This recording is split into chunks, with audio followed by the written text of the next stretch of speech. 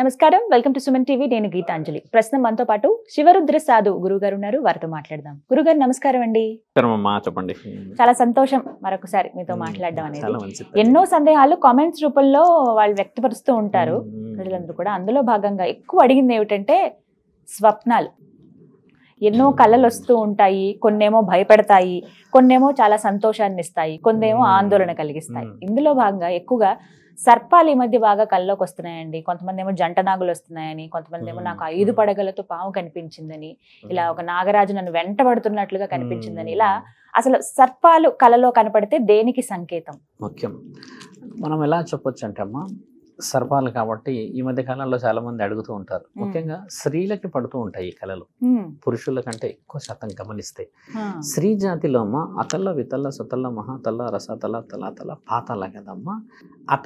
అతల అనే లోకం వచ్చేసి సర్పలోకం. అంటే 6 లోకాలు 7 లోకాలు ఉన్నాయి భూమి కిందికి. నేను గతంలో కూడా చెప్పాను. అయితే ఈ 5వ లోకం వచ్చేసి వాసుకి, అక్కడ మహారాణి. అంటే ఆవిడ హయాం నడుస్తుంటుంది అక్కడ. అంటే సర్పాలకు సంబంధించిన ఒక లోకం ఉన్నది అనేది నాగలోకం. అయితే ఈవిడకి మానవ శరీరాలకి ఏమిటి సంబంధం అంటే, ఈవిడ అంటే నా ఉద్దేశం పాములు, సర్పాలు. ఒకానొకప్పుడు ఏం జరుగుతుంది అంటే అమ్మా, ఒక వ్యక్తికి జ్ఞాపకం అనేది హిప్నటైజ్ రూపంలో చేసేవాళ్ళు. ఇప్పుడు నా పేరు శివరుద్ర అని ఉన్నప్పుడు శివరుద్ర ఏ కార్యక్రమాలు చేశాడు అనే దానికి ఏంటంటే అమ్మా, శివరుద్ర శరీరం అయితే 100 సంవత్సరాలే, మహా అంటే ఇంకొక 10-20 సంవత్సరాలు. కానీ శివరుద్ర యొక్క ఘనకార్యాలు పొందపరిచిన తాళపత్రాల దగ్గర ఉండేటి. తాళపత్రాల దగ్గర ఎందుకు ఉండేటి? సహజంగా గురువు గారు మీరు అన్నట్టుగానే వజ్రాలు వైడూర్యాలు నిధుల దగ్గర కదా, ఈ గుడిల చుట్టూ ఉంటాయి కదా. అంటే అమ్మా, ఒక మానవ శరీరం వచ్చేసి వజ్రంతో సమానం. వజ్రం, ఆ వజ్రంతో ఎలా సమానం అని అంటే, నీ యొక్క జ్ఞానం తాళపత్రాలను రాసి యుగ యుగాలకి నడిపించే మార్గం. అంటే నీది ఎంత ఆ విలువ అక్కడ ఉన్న ఆ బంగారం కంటే ఎక్కువ తెలివైనది. అంటే నీ జ్ఞాన సంపద చాలా విలువైనది. ఆ గురువు గారు కాలక్రమేణా కొన్ని విషయాలు రాసో లేకపోతే ఇంకేదైనా భద్రపరచో కొన్ని వివరణలు పెట్టినప్పుడు ఆ తాళపత్రాలు కూడా దొంగలించుకుపోయే వాళ్ళమ్మా ఇక్కడ నుంచి. మన దగ్గర ఎన్నో దోచుకెళ్లారని తెలుసు కదా. అందులో నలంద విశ్వవిద్యాలయందే 17వ శతాబ్దంలో చాలా పెద్ద అది జరిగి కొన్ని వేల పుస్తకాలని తగలబెట్టేశారు. కావాల్సిన అందులో తాళపత్రాలు ఉన్నాయి, గ్రంథాలు ఉన్నాయి, ఇతిహాసాలు ఉన్నాయి, పురాణాలు ఉన్నాయి. అందులో ఇప్పుడు మన దగ్గర అమ్మ 18 ఏమో పురాణాలు, 18 వచ్చేసి ఉప పురాణాలు. 36 పురాణాలలో అమ్మ మన దగ్గర 36 ఉన్నాయి. ఇంకొక 2 పురాణాలు ఇంతవరకు చదివిన మనగాడు లేడు ఈ 100 సంవత్సరాల్లో, గతంలోనే కాలిపోయాయి. అందులో అఘోరా పురాణం కూడా ఒకటి. ఆ అఘోరా పురాణం గరుడ పురాణం చెప్పిన తర్వాత మేము చేస్తాము అని చెప్పేసేసి ఈ యొక్క గురువులు శిక్షలని అమలు చేయడానికని ఒక పత్రికా సంపుటి అంటే క్యాలెండర్ సిద్ధం చేసిన వాళ్ళు. అంటే ఇప్పుడు అక్కడ ఏం జరుగుతుంది అంటే, మీరు గమనించాల్సింది, శిక్షలు చేసే పుస్తకం ఎత్తకపోతే ఏమేస్తాం మరి? అలా గరుడ పురాణం కూడా ఎత్తుకుపోయారు చాలా మంది. అయితే గరుడ పురాణం అంటే పురాణాలు కాబట్టి ఎత్తుకుపోయినా కూడా జ్ఞాన సంపదలో ఎవరో రాయొచ్చు. కానీ ఇప్పుడు నేను ఒక సిద్ధం చేసి నీకు ఆయుధం ఇచ్చాను అనుకోండి, ఆ ఆయుధాన్ని నేను మాయం చేస్తే మీరు ఎక్కడ వాడాలో తెలియదు కదమ్మా. అలాగా మన గ్రంథాలు మిస్ అయినాయి. ఒకప్పుడు గుడులు గోపురాల కంటే ముందు వీళ్ళంతా గుహల్లో కూర్చునేవాళ్ళు. గుహల్లో కూర్చొని జ్ఞానంతో రాస్తున్న సంపదని కాపాడాలి అని అంటే, ఎందుకు సంపద కాపాడాలంటే ఇది భావి తరాలకి, భవిష్యత్తుకు ఉపయోగపడే తరాలు. ఇవన్నీ అందులో మంచి రావచ్చు, ఆడవాళ్ళు రావచ్చు, సౌభాగ్యం రావచ్చు, ఇల్లు పిల్లలు, ఈ తినడానికి ఉండే ప్రతి చిన్న వస్తువు కూడా రావచ్చు అని రాసినప్పుడు, ఒక వ్యక్తికి ఇంకొక వ్యక్తి మళ్ళీ కారణ జన్ముడై పుట్టాలి, శివరుద్ర సాధువే పుట్టాలి, లేకపోతే ఇంకొక అమ్మ పుట్టాలి అని కాకుండా, ఈ శరీరాన్ని నేను వదిలి వేరే, ఉదాహరణకి వేరే ప్రపంచంలో పుట్టాను అనుకో అమ్మ. ఇప్పుడు నేను ఒక పురుషుడిలాగా ఉండి వేరే ప్రాంతంలో, ఇప్పుడు బాంబే అనుకున్నాంగా ఇందాక, బాంబేలో ఒక వేరే కుటుంబంలో పుట్టాను అనుకోండి, కన్నడనో తమిళ్ భాషలోనో, కానీ నా ఆత్మ మాత్రం ఒకటే ఉంటది. కానీ పుట్టిన రక్తం వేరు, నేను ఎంచుకున్న దేహాలు వేరు కాబట్టి. కాకపోతే పరమాత్ముడు ఏం చేస్తాడంటమ్మా, నీ యొక్క ఆ జ్ఞాన సంపదకి నీ శరీరాన్ని తీసుకురాగలుగుతాడు. అయితే నీకు అనుమతి ఇవ్వాలి అని అంటే ఆ సర్పం అనుమతి కావాలి. అంటే సర్పం అనుమతి ఎందుకు మనకి? సర్పంతో పని లేదు కదా అసలు. ఎందుకు పని లేదంటే, నువ్వు నిజమైన వాడివా కాదా, నువ్వు దొంగవా అబద్ధమా అని రుజువు చేయడానికి నీ దేహాన్ని మాత్రమే గుర్తుపట్టే వారసత్వం ఇచ్చి, దాన్ని కేవలం ఒక సాధువుని మాత్రమే గుర్తుపెట్టుకునే ఆ చూపు, ఆ మనోనేత్రం అనేది ఆదిశేషువు నుంచి వాసుకి నుంచి వచ్చిన మహాప్రసాదం. నిన్ను గుర్తుపట్టి ఏం చేస్తుందంటే అమ్మా, అది వచ్చి నిన్ను అడ్డుకోదు, నిన్ను వచ్చి ఏమీ చేయదు, నువ్వు సులభంగా అందులోకి రాగలవు, వచ్చి నువ్వు చేయాల్సిన పనులు చేసుకోగలవు. అదే అన్నోన్ పర్సన్ వచ్చేసాడే అనుకోండి, అక్కడ నుంచి అక్కడి వరకు రానిది. ఇంకా నువ్వు వచ్చేస్తావు అన్నప్పుడే నీ కళలో కనబడుతుంది, నువ్వు వస్తున్నావు ప్రమాదానికి, నేనున్నాను అక్కడ. పాము పడగ ఎత్తి కనబడిందంటే అమ్మా నీకోసం ఎదురు చూస్తున్నారు అని అర్థం. అందులో ఏం ఎదురు చూడడం? గురువు కోసం ఎదురు చూడడం. అంటే నాలుక బయటికి తీయకుండా కళ్ళు పెద్దగా పెట్టి ఇలా ఇలా కదులుతూ కనబడుతుంది ఎక్కువ శాతం. అలా కనబడ్డదంటే నీవు మంచి కోసమే వస్తున్నావు కదా, నీకోసం ఎదురు చూస్తున్నా అన్న అర్థాన్ని చాలా చాలా చాలా మంది చెప్పి పెట్టారు. అదే బుసలు కొడుతూ కదులుతూ కనబడింది అనుకోమ్మా, నాలుక బయటికి తీస్తూ వస్తున్నట్టు అంటే నిన్ను హెచ్చరిస్తున్నారని అర్థం. నన్ను దాటడానికి లేదు, నేనున్నాను ఒక రక్ష కోసం అని. అదే పాము పడగ తీసి కొంతమందికి ఇట్లా చుట్టుకొని ఉండి శాంతంగా కనబడుతుంది అని అంటే నన్ను గుర్తించు అని చెప్పడానికి స్థితి చూయించింది అని అర్థం. అంటే ఇప్పుడు కొంతమంది పుట్టలో కనబడింది అంటారు, కొంతమంది చెట్టు కింద నేను పూజ చేసిన దగ్గరే కూర్చుంది స్వామి అని అంటారు. మేము ఈ మధ్య పూజకి వెళ్ళాము, కార్తీక పౌర్ణమి రోజే వెళ్ళాను నేను. బహుశా ఆమె ఫీల్ అవుతుందేమో. ఆవిడ ఏం చేసిందంటే పూజ చేసేసి వచ్చేసానమ్మా, రిటర్న్ అయ్యాను, టువర్డ్స్ హైదరాబాద్ వస్తున్నా, కర్నూలు ప్రాంతం నుంచి వస్తున్నాను, ఆల్మోస్ట్ 4 hours. నేను max to max Hyderabad reach అవుతున్న సమయాన్ని ఫోన్ చేసి, గురువుగారు నేను పడుకున్నా, ఎక్కడైతే మీరు పూజ చేశారో అక్కడ తెల్ల పాము పడగ తీసి కూర్చోనుంది అని అన్నది. అనగానే అంత ధర్మమేలే అమ్మా అది. అంటే మీరు పూజ చేసిన దగ్గర కూర్చోవడం ఏంది స్వామి? ఆవిడ ఉద్దేశం. అంటే నేనేమనంటమ్మా, నేను వచ్చింది ధర్మం గురించి, నేను వచ్చింది ఒక విషయం వివరణ గురించి, గురు సాధకుల్లా కాబట్టి అది కూర్చుంది. అది లేకపోయింటే నిన్నో నన్ను అక్కడ నుంచి పంపించేసేది. ఆవిడ ఏమన్నదంటే అసలు అంత ఇట్లా లైవ్ భయానకంగా ఉన్నది అని అంటే అది ఆశ్చర్యమా లేకపోతే భయమా, నేను మా వాళ్ళు చెప్పలేకపోతున్నా అన్న ఫీల్ మనసుకు హత్తుకున్నట్టు అనిపించింది. అక్కడ అనుమతి ఇచ్చినట్టు అది. అంటే మీరు వచ్చిన ఈ పూజకి నేను సమ్మతమే.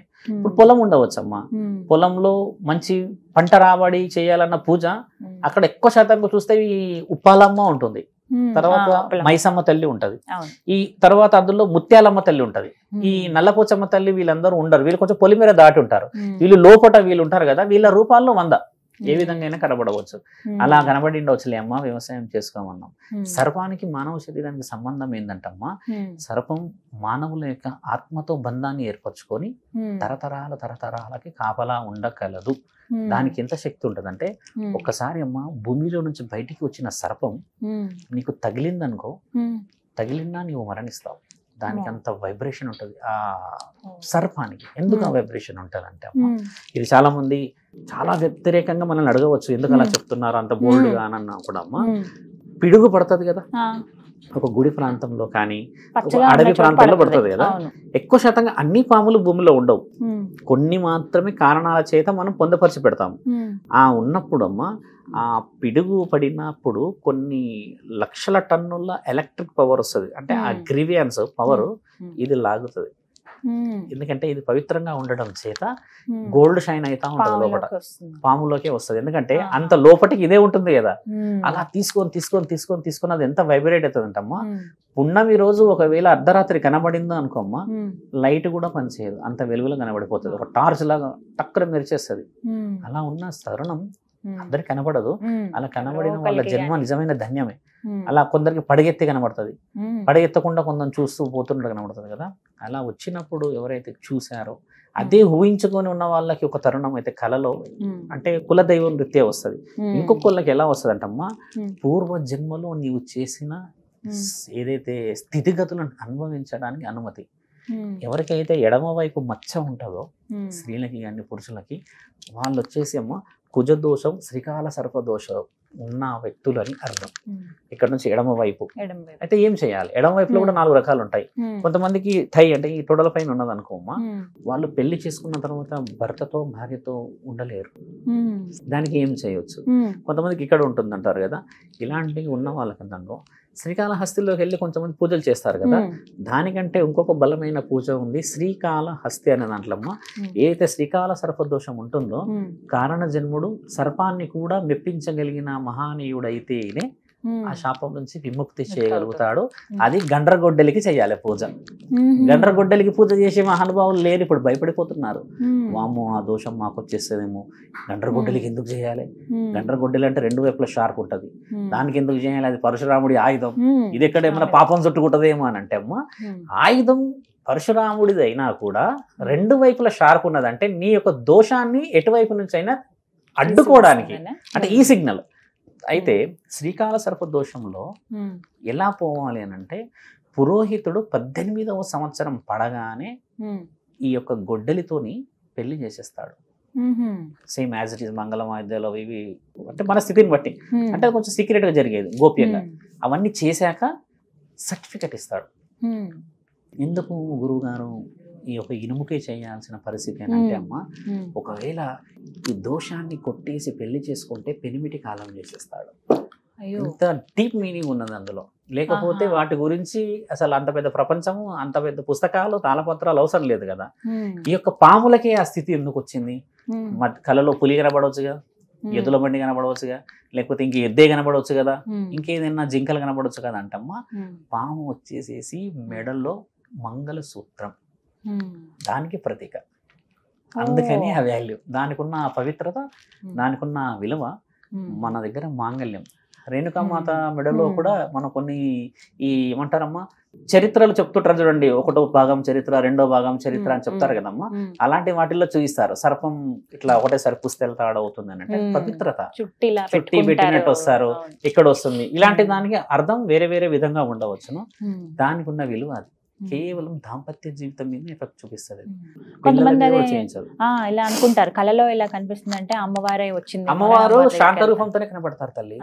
మీరు అన్నట్టుగా చెట్టు కింద కనబడ్డది అనుకోండి, ఆవిడ మనకి పాజిటివ్నెస్ చూపిస్తుందని.